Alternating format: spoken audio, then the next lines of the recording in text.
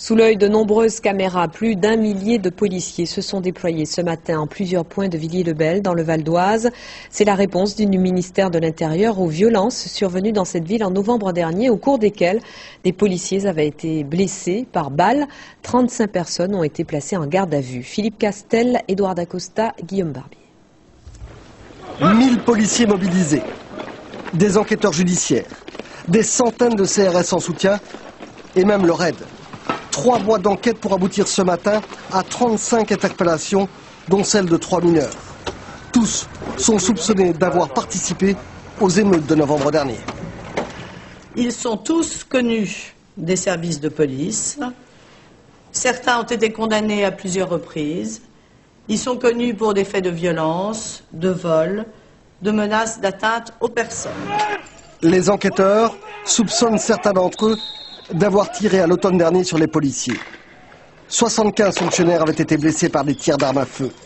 Mais il s'agissait aussi de retrouver ceux qui ont brûlé des voitures et incendié la bibliothèque. Même le frère d'une des victimes de l'accident de mini-moto à l'origine des émeutes a été interpellé ce matin. Des interpellations qui pour beaucoup ont été réalisées sur la foi de témoignages anonymes ou d'informations rétribuées. Les informateurs, ceux qui ont des renseignements à donner, eh bien, seront, le cas échéant, rémunérés en fonction de ce qu'ils ont apporté, de la crédibilité judiciaire, de l'importance judiciaire des informations qu'ils ont données en connaissance de cause. Mais l'opération de ce matin fait aussi polémique car elle n'est pas passée inaperçue. Au-delà des CRS qui ont massivement investi les quartiers, c'est la présence des journalistes qui est dénoncée. Même la ministre de l'Intérieur déplore le déploiement médiatique. Je regrette profondément que des fuites aient conduit à une médiatisation importante de cette opération. Je le regrette parce que cette médiatisation pouvait avoir des conséquences graves sur l'opération.